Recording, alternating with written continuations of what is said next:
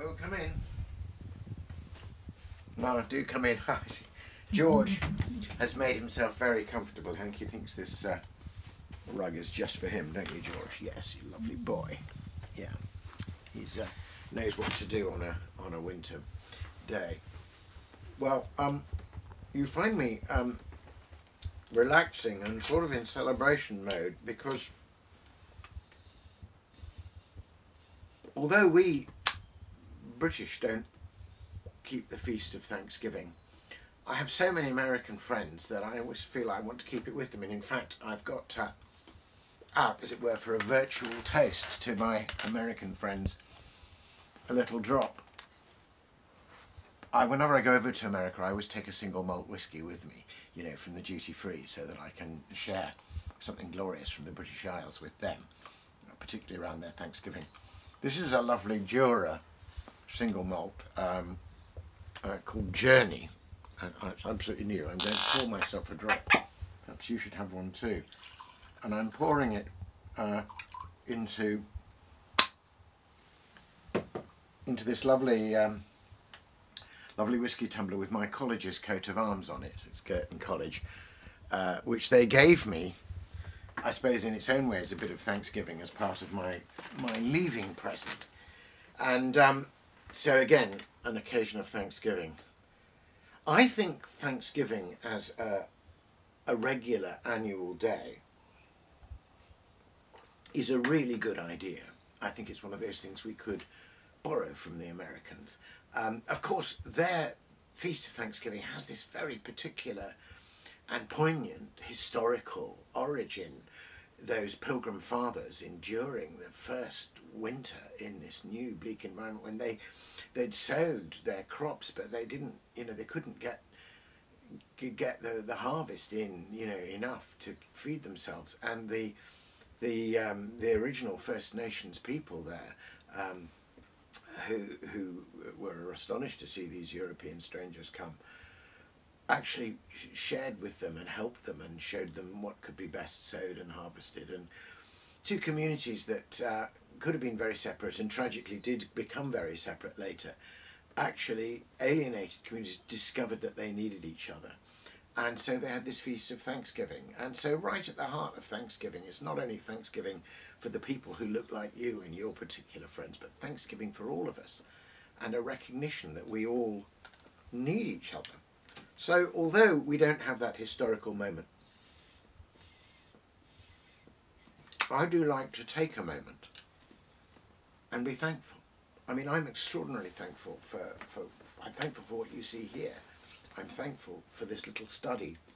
I'm thankful for the lives and writings of all the authors who are on these shelves with whom I've shared, of whom I've shared some of them, and of course there's lots more that we can share together. And I'm thankful that you're here. I'm thankful that in spite of all the regulations and rules and lockdowns and pandemics, you can pop round and share a chat and a drink and a smoke, if you're minded, with me.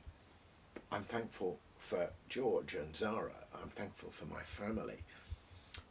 I know it's been an incredibly hard year, and there's a lot, as it were, that one might want to hold up and sort of say, God, why this? But there's always underneath it all a huge amount to be thankful for. Anyway, the spell in the library is all really, really about books, isn't it? So it happens that in one of my books I have a Thanksgiving poem which I wrote specifically for my American friends. And it's in my book, my first poetry book actually, Sounding the Seasons, on the shelf over here. Here we are. This is a rather grubby copy, I'm afraid. It's a nice hardback, but it's got so grubby because it's my reading copy. I mean, reading for poetry readings, it's the one I would drop into my leather satchel, which is always full of loose bits of tobacco, and then take out, and you see it's marked up. Though perhaps not this actual poem, it's marked up for the readings that I do. And it celebrates the seasons of the liturgical year. Of course, Thanksgiving is not a day in the liturgical calendar, but I decided to include this poem here And what I did was include it as an extra poem for the Day of All Saints, for actually thinking, because that's a thanksgiving for the great communion of saints, in a sense to which we all belong. So we'll put this little pipe down here. Moisten our lips. That journey seems a very appropriate whiskey, really, because we've all been on an extraordinary journey together through this year, and maybe we need a little bit of relaxation. I'm very conscious that my American friends can't gather as they would normally want to do in these lovely big family parties with the turkey and the pumpkin pie and all of that. And it's a loving act actually not to gather, and in one sense you've really got to help each other. We've got to help each other through this. I'm also conscious that when I wrote this poem, I began with the idea that they gave thanks that they made it through that first dreadful winter, the Pilgrim Fathers, and there they all were. And my poem starts with thanks for mere survival. But of course I'm conscious that some of us haven't made it physically through this year, and that this Thanksgiving will be tinged with grief. But grief itself, lament, grieving for someone, is in a strange way, however painfully, also an act of thanksgiving, because grief is, as it were, the shadow cast by love. You grieve for someone because you love them. And therefore I want this poem of thanksgiving also. I have also those for whom I'm immensely thankful, and I'll mention two whom I love and who've left us. I'll think of as I read this poem. And one, of course, is my mother, and the other is my very dear friend, Rob Groves, a brilliant, brilliant musician, a kind, gentle, compassionate man, who was a member of my band and who left us on Sunday, dying and singing himself to where the singing comes from on St. Cecilia's Day, the patron saint of musicians. So anyway, here's Thanksgiving.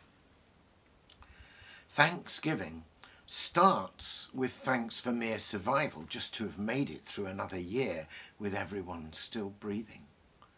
But we share so much beyond the outer roads we travel, our interweavings on a deeper level, the modes of life embodied souls can share, the unguessed blessings of our being here, threads of connection no one can unravel. So I give thanks for our deep coinherence, inwoven in the web of God's own grace, pulling us through the grave and gate of death. I thank him for the truth behind appearance. I thank him for his light in every face.